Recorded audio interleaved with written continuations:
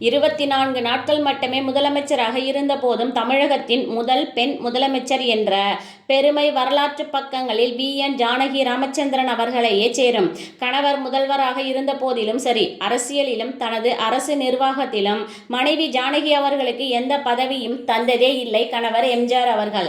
ஜானகி அவர்களும் நிர்வாகம் மற்றும் பதவி சம்பந்தமாகவோ அல்லது பணம் மற்றும் நகைகள் தினமும் பலருக்கு உணவு அளித்த சமயத்திலும் கூட வி.என். ஜானகி அவர்கள் எந்த கேள்வியும் கேட்டதே இல்லை. அதுபோல் எம்.ஜி.ஆரை யாரேனும் பார்க்க வந்தால் கூட அழைத்து கொண்டு மாடிக்கு செல்வாரே தவிர அவர்கள் என்ன பேசினாலும் ஜானகி அவர்கள் அதில் தலையீடு செய்ததே இல்லையாம்.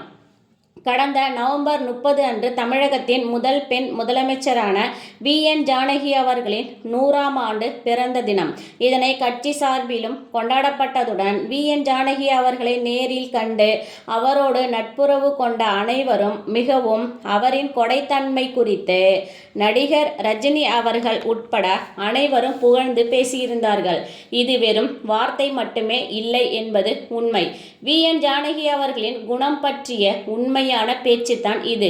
மக்கள் திலகம் வெளியில் உள்ளவர்களுக்கு வாரி வழங்கினார் என்றால் வி.என். ஜானகி அவர்கள் வீட்டிற்கு வருபவர்களை சாப்பிடாமல் அனுப்பியதே இல்லையாம்.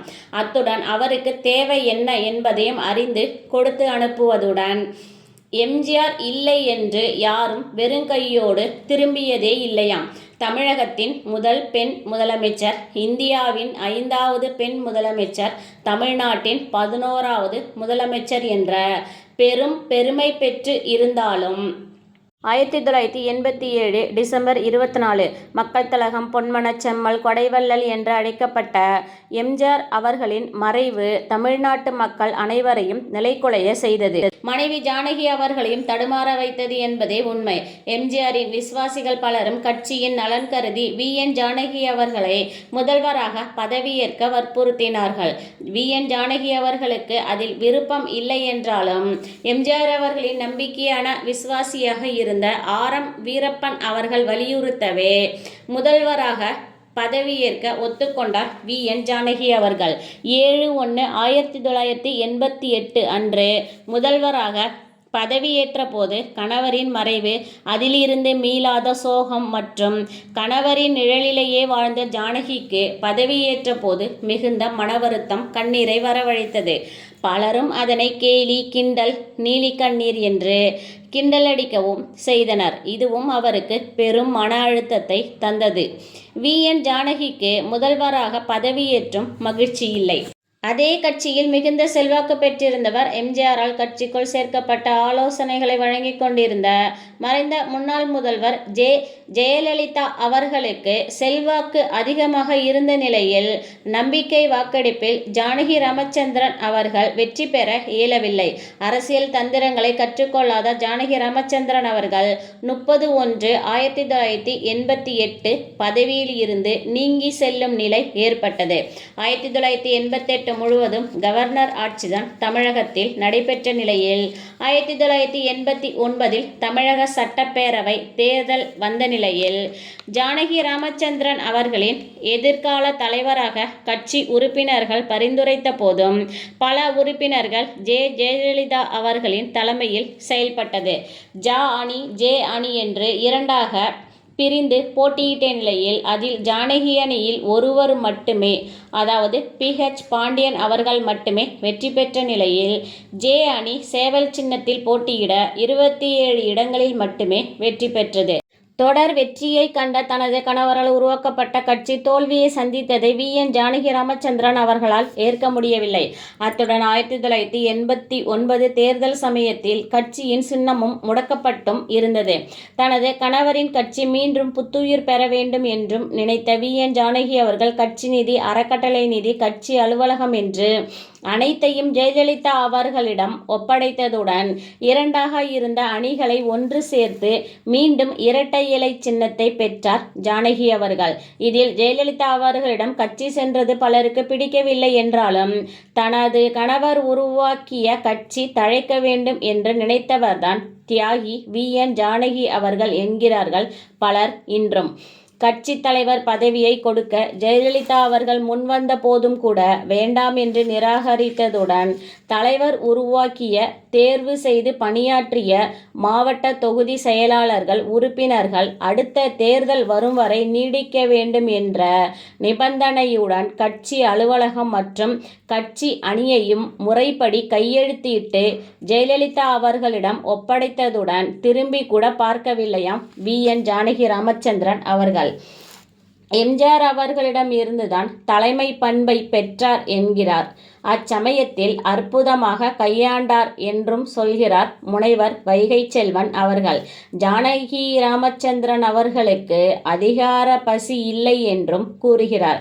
எம்ஜிஆர் அவர்கள் விதை ஊன்றி பற்றி படர்ந்து வானம் தொட்டு நின்றதற்கும் இன்றும் நிற்பதற்கும் அவரின் மனிதநேய பண்பிற்கும் மானுட பற்றிற்கும் கருணைக்கும் காருண்யத்துக்கும் சின்னஞ்சிறு இடையூறும் ஏற்படாத வண்ணம் தாய்மை பாசத்தை இணைத்து குழைத்து தந்தவர்தான் VN ஜானகி ராமச்சந்திரன் என்றும் கூறுகிறார் வைகை செல்வன் அவர்கள்.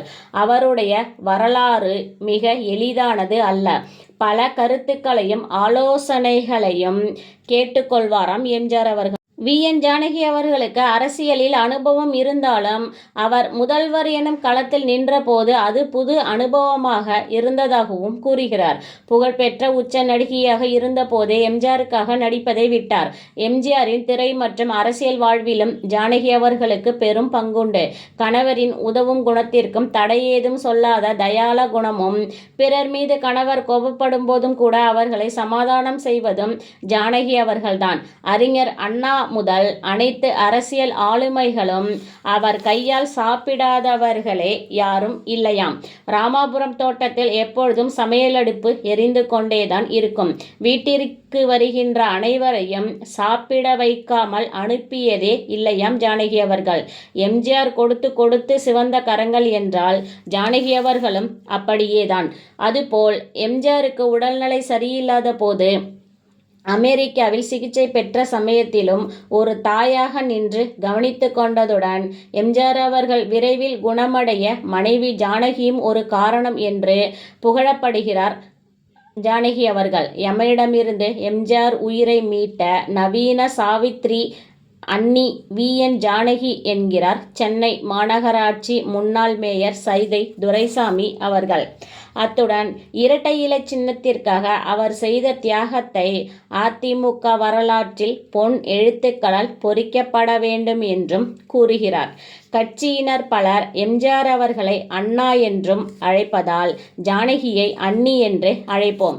இருவருமே வாரி வழங்கிய வள்ளல்கள் எனவும் அந்த காலத்திலேயே 50,000 ரூபாய் வரை சாதாரணமாகவே அளிப்பார்கள் என்று AC சண்முகம் அவர்கள், இவர் புதிய நீதி கட்சியின் நிறுவனர், இவ்வாறு கூறுகிறார். 1989 கட்சியையும் கட்சி தலைமையக இடத்தையும் ஜெயலலிதாவிடம் ஒப்படைத்ததோடு சரி. அதன் பிறகு VN ஜானகி அங்கு என்ன நடக்கிறது என்ற செய்தியை கூட அறிந்து கொள்ள ஆர்வம் காட்டியதில்லையாம். 6 முறை முதல்வராகியிருக்கிறார் அம்மையார் ஜெயலலிதா அவர்கள்.